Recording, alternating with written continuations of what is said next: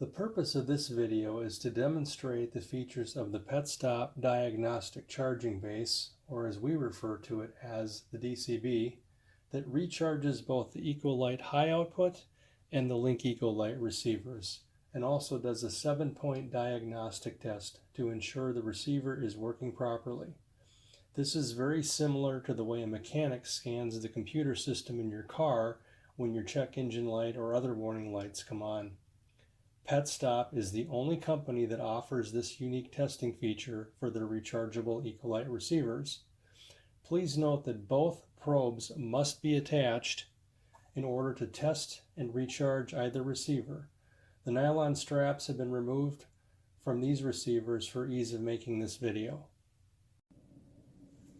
The first example will be with a receiver that has some charge remaining. After inserting the receiver into the DCB, the test begins with the flashing red and green alternating lights. You will hear the receiver beeping, indicating that it is not completely discharged.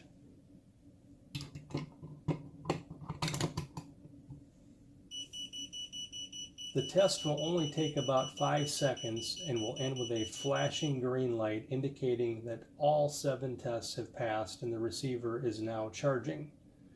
After approximately 3 hours, the green light will stop flashing and stay on to indicate the receiver is fully charged for another 3 weeks of use. The next example is a receiver that is completely discharged. After the receiver is inserted into the DCB, you will notice there is no beeping sound. This is because the receiver is completely discharged.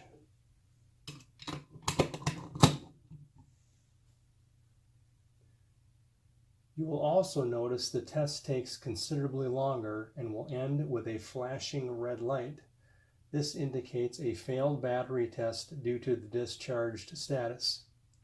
If you leave the receiver in the DCB for approximately 3 hours, when the charging is completed, the DCB will automatically retest the receiver and you will hear the beeping, see the flashing red and green lights, and the test will end on a solid green light indicating recharging is complete.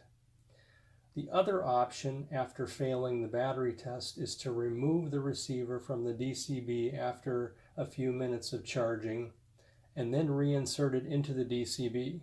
Since it now has a partial charge, you will hear the beeping, see the red and green flashing lights, and assuming no other problems, the test will end on a flashing green light indicating charging has begun.